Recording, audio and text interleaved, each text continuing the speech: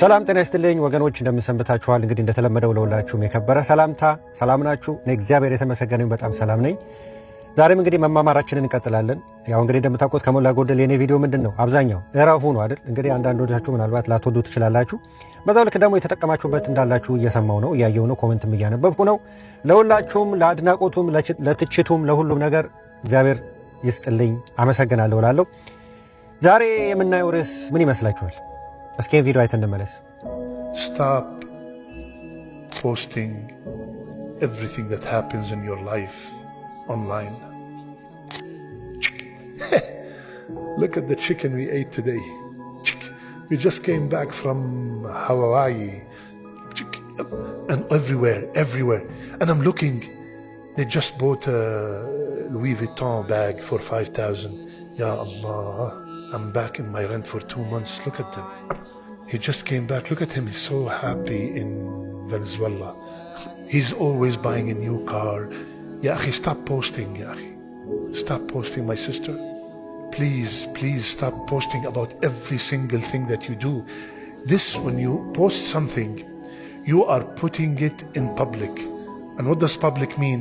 Public means the one who is good is watching and one who's evil is watching. There are people who has evil eye. በዚህ ቪዲዮ ላይ እንደተመለከታችሁት እንግዲህ እኚህ ሰው እያወሩ ያሉት ስለ ኤቪል አይ ነው። ኤቪል አይ ምንድነው ሲባል በተለምዶኛ ሀገር ምን እንለዋለን? ቡዳ የምንለው ነገር ነው። በምክንያት ነው እኚህን ሰው ያቀረብኩላችሁ። ምክንያቱም አብዛኞቻችሁ ከተለያዩ የሃይማኖት አባቶች በተለይ የመናፍስትን ውጊያ ካወቁ አባቶች ይሄን ነገር ስትሰሙት እንደ ቀላል ነገር ቆጥራችሁታልና ምን ያህል በዓለም ላይ የታወቀ አንድ የሰው ልጆች ችግር መሆኑን እንድታውቁ ነው። ይህ ችግር አይደለም በክርስቲያን እምነት ተከታዮች ዘንድ በእስልምና እምነት ተከታዮች ዘንድም የሚታወቅ ትልቅ የሆነ ኃይል ያለው ክስተት ነው።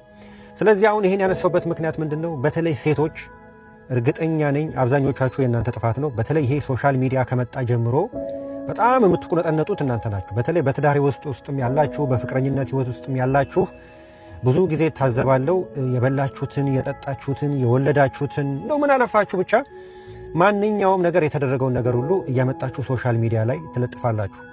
እኚህ ሰው ሊሉ የፈለጉት ምንድነው? ሁሌ በውስጥ የማስበው ነገር ነው። ምንድነው እያሉ ያሉት? ያገኛችሁትን ነገር ሁሉ የበላችሁትን የጠጣችሁትን ሁሉ ባካችሁ ሶሻል ሚዲያ ላይ አትለጥፉ። በዛ ውስጥ ሆኖ የሚመለከት ከህዝቦች መሃል ሆኖ የሚመለከት ሌላ ኃይል አለ እያሉ ነው። ይሄ ኃይል ምንድነው የሚለውን አብረን እናያለን።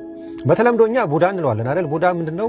አንዳንዴ የማይሆን ትርጉም ነው የምትሰጠው። ከሊት እኮ ነገሮች አያመልጧትም በጣም ቡዳ ነች የሚለው ሮንግ የሆነ ትርጉም ነው። እንደዛ አይደለም። የቡዳ ትርጉም ምንድነው? ቡዳ ማለት መንፈስ ሆኖ በሰው ህይወት ውስጥ ወይንም በሰው ሰውነት ውስጥ ቁጭ ብሎ የኛን አይን ተጠቅሞ ማየት ማለት ነው። እሺ የቡዳ መንፈስ ማለት ሌላ ያወቀ ምናምን አይደለም። አንዳንድ ቦታ የሆነ ነገር ቀበሬቾ ድኝ ምናምን እያጨሳችሁ ውጣ ምናምን የምትሉት አለ። እሱ ሙድ እያያዘ ነው። በዛ መንገድ ቡዳ አይወጣም። እሺ ቡዳ በአንድና በአንድ ብቻ ነው የሚወጣው። እሱ ምንድነው? ወደ አምላካችን ተመልሰን ቡዳው የማይፈልገውን በህይወታችን ውስጥ ኃጢአትም ከሆነ ኃጢአቱን ግብሩን አቁመን ሌሎች የክርስትና ምግባሮችን ስንከተልና ስንፈጽም ብቻ ነው። አለበለዚያ ቡዳ ከመሬት ተነስቶ ቀበሬቾ ስላጨስ አይወጣም። እሺ አባቢ እና ለማንኛውም ምንድነው ወደ ፖይንት ስመጣ ይህ ቡዳ በተለያዩ ሰዎች ላይ ሆኖ ከብዛት ምን ማለት ነው? አሁን ብዙ ጊዜ ሰርግ ላይ አይታችሁ ከሆነ ሰርግ ላይ በጣም ተገላልጣችሁ ትሄዳላችሁ አይደል? ከዛ በሆነ አጋጣሚ ማታ ስትመጡ ያልጠበቃችሁት ቦታ ወይ ቆስሎ ወይ ጭርት በጭርት ሆኖ ወይ አሳክኳችሁ ምንድነው እንደሚያሳክክ የምላችሁ ትፎክታላችሁ። ያ ማለት ምንድነው? በዛ በሰርጉ ቦታ ከታደሙት 100 ሰዎች ውስጥ 2 ወይ 3 የቡዳ መንፈስ ያለባቸው ሰዎች እዛ ፕሮግራም ላይ ይገኛሉ። በዚህ ጊዜ ምንድነው የሚከሰተው? እነዛ ሰዎች እናንተን በሚያዩበት ወቅት ከአይናቸው ላይ ተወርውሮ ሄዶ ለዛ ነው እነሱ አይ ፓወር ይሉታል። ሳይንቲፊክ ነገር እየሰጡ ላሽ መሆኑን ይፈልጋሉ። ዞሮ የቡዳ መንፈስ ነው፣ አዲስ ነገር የለውም። እና ያ ባየው ነገር ላይ ተመስርቶ ባትሽን ካየሽ ባትሽን ያቆስልሻል፣ እከክ በከክ ያደርግሻል፣ ያሳክክሻል፣ የሆነ ነገር ይከሰታል። በዛው ልክም የልጆቻችሁን በተለይ የህፃናትን ፎቶ እባካችሁ ሶሻል ሚዲያ ላይ አትለጥፉ።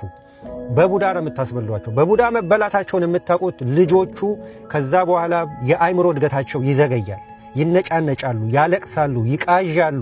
ሽንት በጊዜ መተው ሲገባቸው ከዛ በላይ ያስረዝሙትና በ6 ዓመት በ7 ዓመት ሁሉ ፓምፐርስ የሚጠይቁ ህፃናት የሚሆኑት በህፃንነታቸው እናንተ በተለያየ ቦታ ቡዳ ያስበላችኋቸው ልጆቻችሁ ናቸው። ሶሻል ሚዲያ ላይ የተለያየ ነገር እየለጠፋችሁ።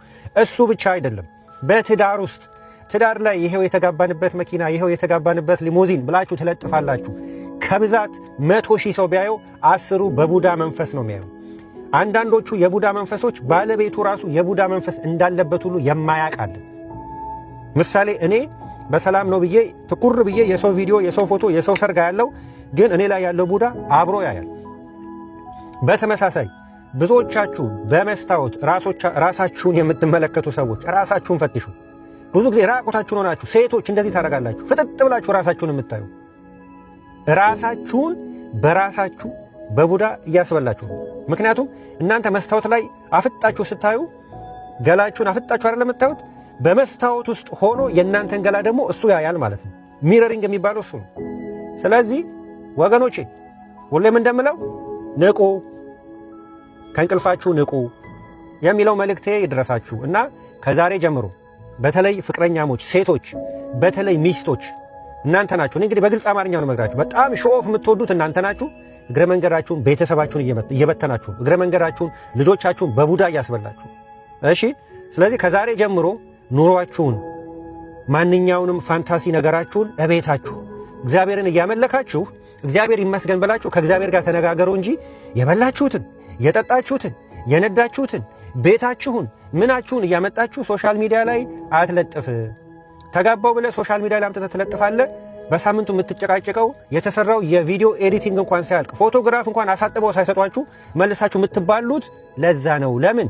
ያንን ቪዲዮ በምቀኝነት ስሜት ሆኖ የምትለጥፉበት ቦታ ላይ የሚያይ የቡዳ መንፈስ አለ። ያ ቡዳ መንፈስ ተወርውሮ እናንተ ህይወት ውስጥ ይመጣል ማለት ነው።